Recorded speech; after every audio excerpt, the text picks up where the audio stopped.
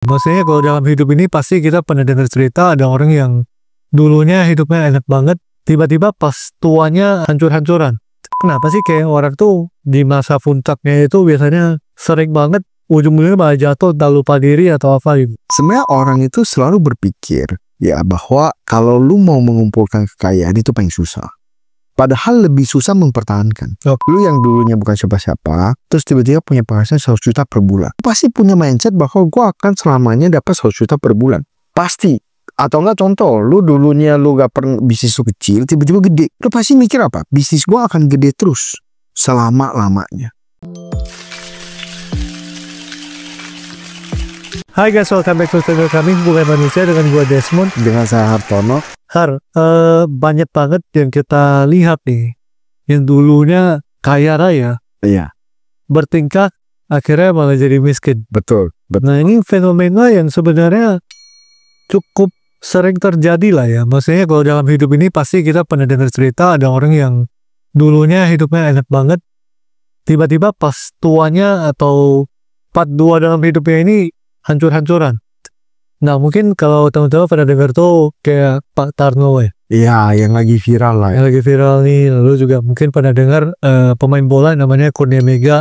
Iya. Itu juga mungkin dulunya sempat berjaya banget jadi kiper di timnas Indonesia yang begitu berjaya waktu itu, jadi pilihan utama lah. Tapi akhirnya malah sempat kayaknya kehilangan pekerjaan dan juga kena penyakit dan lain-lain. Nah jadi kita pengen bahas kali ini tuh tentang fenomena, maksudnya kenapa sih orang yang udah kaya, yang hidupnya udah enak tuh bisa jatuh miskin gitu. Betul. Dan penyakitnya apa aja sih gitu loh. Mungkin kayak gak jauh-jauh kalau kan ada bahasanya takhta, harta, wanita. Wah jadi ini mungkin kayaknya gak jauh-jauh dari situ nih kalau ngomongin kejayaan tinggi gitu ya. Betul. Nah mungkin menurut lu pertanyaan pertama kenapa maksudnya kenapa sih kayak orang tuh di masa puncaknya itu biasanya sering banget ujung-ujungnya malah jatuh, tak lupa diri atau apa gitu. Sebenarnya orang itu selalu berpikir ya bahwa kalau lu mau mengumpulkan kekayaan itu paling susah. Padahal lebih susah mempertahankan daripada lu mengumpulkan. Mengumpulkannya susah, mempertahankannya lebih susah lagi. Gitu loh. Jadi banyak orang itu pikir, contoh. Lu yang dulunya bukan siapa-siapa, terus tiba-tiba punya penghasilan 100 juta per bulan. Lu pasti punya mindset bahwa gua akan selamanya dapat 100 juta per bulan. Pasti. Atau enggak contoh, lu dulunya lu gak pernah bisnis lu kecil, tiba-tiba gede. Lu pasti mikir apa? Bisnis gua akan gede terus. Selama-lamanya. Sehingga cara behavior lu, cara lu jajan apa segala macam, lu gak pernah menyesuaikan. Lu selalu mikir, oh ya udah kalau kayak gitu, gue cicil aja mobil mewah. Gue beli 5M, 10M. Atau enggak 500 juta lah. Sesuai dengan penghasilan lu ya.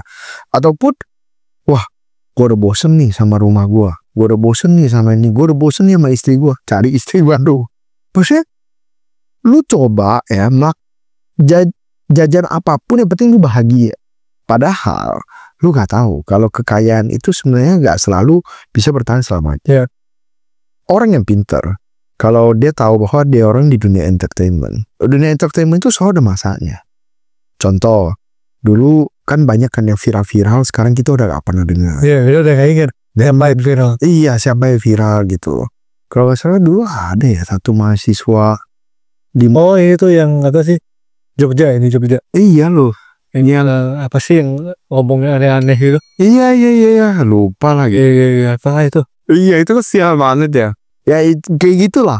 Kita pun sudah lupa. Dulu kan dia sampai jadi artis, sampai jadi maksudnya jadi bintang iklan apa segala macam. Sekarang udah hilang. Atau enggak Gozali. Gozali kan dulu bikin NFT. Iya. Sekarang juga udah hilang. Gozali everyday. Gozali everyday gitu loh. Maksudnya lu harus tahu bahwa semua hal yang di dunia entertainment itu ada masanya. Siklus lah. Siklusnya, betul. Apalagi sesuatu yang datang terlalu cepat. Lu gak ngerti cara itunya, cara untuk mempertahankannya ya hilang aja. Hilang begitu aja gitu. Tetapi orang yang pintar memanfaatkan situasinya juga. Ada juga yang sukses gitu loh. Kayak cowok yang nangis terus itu, tahu gak lo? Iya. Bocah ide. Iya. Tuh.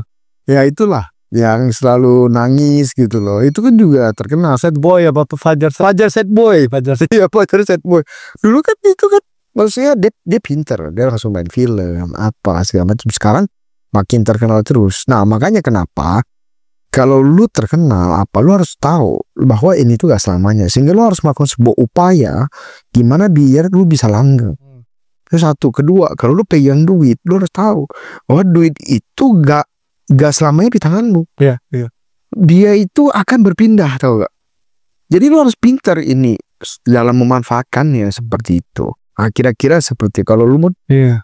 Sebenarnya ini umum lah ya sebenarnya ya. Terutama sih mungkin untuk kelas-kelas yang perlu gue di bawah sih. Iya. Atau di middle gitu. Iya. Kalau kita yang dulunya misalnya dapat gaji 5 juta, tiba-tiba sekarang penghasilan kita apalagi naikin just Betul. dari 5 tiba-tiba jadi 100 atau jadi 200, 80, 200. Itu pasti gaya hidup kita ini Langsung aneh gitu. karena kita bisa dibilang norak lah ya. Norak, iya. Norak. OKB. Orang kaya banget. Orang lain tahu lu itu kaya gitu. Iya. Dulu lu gak bisa rasain. Sekarang lu punya, lu pengen tunjukin ke dunia kalau lu itu udah kaya. Tuh. Nah, jadi ini siklus yang wajar menurut gua. Benar. Kalau boleh di lingkungan gua juga ada teman yang mungkin dulu biasa aja pelan-pelan naik. Pas di proses naiknya itu biasanya Ada masa norak. ada masa Norak nanti lewat masa norak. udah lewat tuh biasanya udah Lebih ini. apa ya, mungkin bahasanya udah jadi orang kaya yang lama, Iya. tapi gak lama banget, cuma udah berpengaruh. Betul. Udah berpengaruh lagi kaya banyak lah tuh, Banyak. Kayak apa? Udah mau sebut ya. sebut nama ya. Ini banyak. Ya di saat lu udah kaya sekian lama, pasti lu itu udah lebih tahu nih sebenarnya. Ya lu biasa aja sih, karena dulu lu belum punya, sekarang lu udah punya. Iya. Maksudnya dulu lu belum punya mobil, cuma bawa motor, lu udah punya mobil 5 tahun kan biasa aja. Benar. Karena lu udah biasa bawa mobil gitu. Tapi di 1 bulan pertama lu mau mobil mungkin kan tuh ngerasa, wih Hebat ya. hebat nih, enak nih. Enggak, semua orang pasti lihat gue ganteng banget. Ya, atau dulu Kira mau punya mobil mewah, sekarang pakai ya. kayak pakai BMW pertama kali. Tapi kalau orang yang udah punya 10 BMW di garasi ya biasa aja. Ya mobil aja buat dia gitu. Betul. Nah, jadi menurut gue sih sebuah siklus lah. Jadi normal aja sih saya mengalami itu. Tapi beda dengan misal waktu itu gue pernah nonton di podcastnya Deddy Corbuzier, dia cerita anaknya sama dia gitu. Oh. Maksudnya kalau dia dulu pertama kali punya Ferrari, dia bilang dia seneng banget. Tapi habis itu ya biasa aja gitu. Tapi dia bilang anaknya beli dia punya Ferrari lebih biasa lagi. Iya. Karena anaknya dari kecil tuh ya udah Kaya. kaya. Iya. Gak punya mental rasa kurang atau gua harus punya ini biar gua jadi terlihat hebat. Tuh. Jadi anaknya lebih biasa aja gitu. Dibanding si Deddy Corbuzier, kalau gak salah ya, gak salah ingat. Dulu gua demennya seperti itu sih. Iya. Gak OKB lah. Gak oke. Nah, dia udah kaya lama. Iya. Nah tapi menurut lu Han, sebenarnya sekarang mungkin ya banyak juga teman-teman yang nonton ini diproses lah ya. Iya. Ya kita juga diproses menuju pengen jadi lebih baik ya, atau lebih oke secara keuangan. Betul. Nah menurut lu ada gak misalnya 1-2 tips kalau lu udah ada duit nih, lu lakuin ini nih gitu. Sebenarnya pertama ya, kalau lu dapat sesuatu itu cepat, ya istilahnya duit panas. Ambil contoh nih, lu menang lotre, Iya. 20 miliar. Duit panas, lu harus jajan di dingin.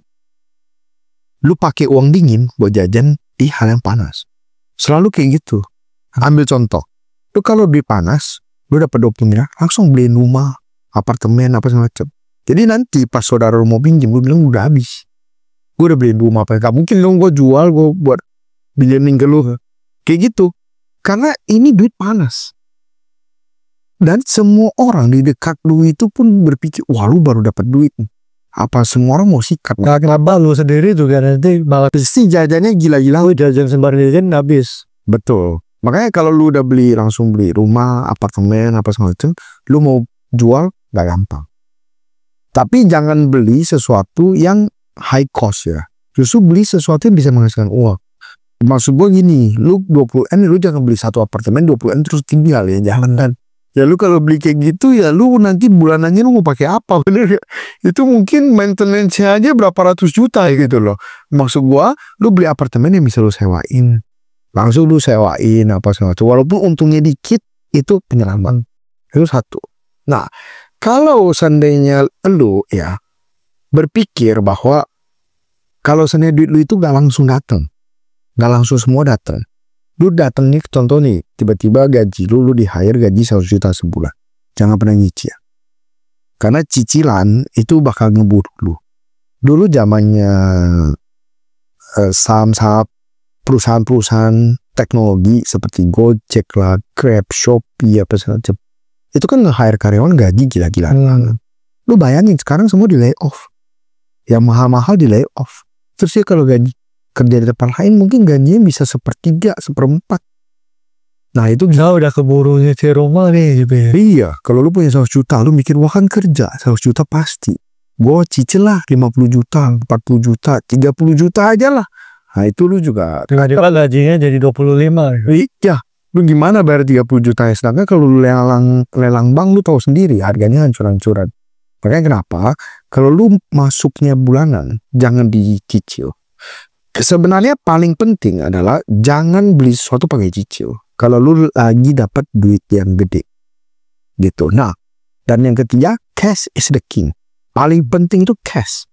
Jangan lu apa-apain. Jangan lu mikir, wah gua ada cash. Wah gak bagus deh simpen duit. Mendingan gua taruh ini. Jangan. Karena lu suatu hari mungkin lu akan dapat kesempatan yang sama sekali lagi. Tapi lu gak ada cash ya. Dan cash itu sangat enak gitu loh. Lu kalau punya 5 miliar, lu taruh deposito setahun 200 juta. Bersih ya itu udah potong pajak. Gitu loh. Setahun 200 juta, lu bisa hidup. Cuma dari 5 miliar itu doang. Lu gak usah aneh-aneh, lu gak usah beliin rumah apa segala macam. Bisa, tapi kalau duit udah panas ingat langsung beliin barang dingin. Karena kalau duit panas biasanya lu norak. Lu begitu terlibat, semua orang pasti mikirnya apa? Iya mikirnya kalau gua dapat duit panas gua gak bakal norak. Semua orang kejadian dia 90% bakal norak. Begitu dapat duit panas langsung semuanya pengen beli, ganti ini ganti itu. Ya kira-kira gitulah. Ya, kalau dari pengalaman juga sebenarnya ya dapatnya mungkin dulu juga bukan yang gede ya, tapi punya pengalaman dapat. Iya. Menurut gua sih harus ngerti kata cukup sih. Betul. Kata cukup ini penting sih, maksudnya karena pas kita dapat duit dengan mudah, mungkin lagi hokinya nih atau lagi memang pasalnya lagi dapatnya gampang, teman-teman harus ngerti kata cukup. Jadi misal udah bisnisnya lagi cuan lumayan, teman-teman juga harus ngerti bisa tarik gitu. Betul. Bisa melihat sikon. Betul lah, betul. Ini saatnya bisnisnya gue kembangin atau bisnisnya gue ganti. Gue stay kayak gini aja dulu gak apa-apa, atau ganti atau apapun ya teman-teman harus wise gitu sih. Betul, betul. Maksudnya jangan gegabah gitu loh. Jangan terlalu optimis, ya jangan terlalu pesimis sih, kayak bilang, tapi realistis. Iya. Jadi kalau kita tahu ini lagi contoh ya, waktu COVID lagi musim sepeda. Teman-teman lihat semua orang main sepeda, teman-teman invest di bisnis sepeda. Wah. Teman-teman harus tahu bisnis sepeda ini karena lagi COVID aja. Ada alasannya. Kalau COVID selesai apakah orang masih sepeda? Ya sebenarnya sih enggak. Seperti sekarang. Enggak. Jadi kalau waktu itu kan teman-teman jojoran di sepeda, dan teman-teman sikat dapat duit, sikat lagi di sepeda. Wah, ya masalah. Iya, habis. Maksudnya seperti itu sih. Jadi kita tuh harus bisa melihat situasi dan kondisi. Dari pengalaman sih, karena Iya. pas kita awalnya kita juga ngerti sih, kita berpikir dapat segini bisa lebih, ujung-ujungnya ya habis semua, habis juga gitu. Jadi ya pengalaman, ya punya duit dapat pengalaman sih gitu. Iya, betul. Orang berbisik gitu ya. Jadi ya ini soal fenomena yang dulunya kaya sekarang miskin ya ada alasannya juga. Jadi ya semoga sih ya dimanapun teman-teman kalau dapat kesempatan ataupun sekarang di posisi itu ya teman-teman juga sama seperti kita juga bisa sama-sama belajar sih. Iya. Nah menurut teman-teman apa yang perlu ditambahkan nih? Coba di share di komen. Apakah punya pengalaman juga? Nah jadi biar teman-teman yang nonton juga bisa dapat pengalaman dari teman-teman. Itu dulu, jangan lupa di like, di subscribe. Sampai ketemu di video berikut. Thank you. Thank you.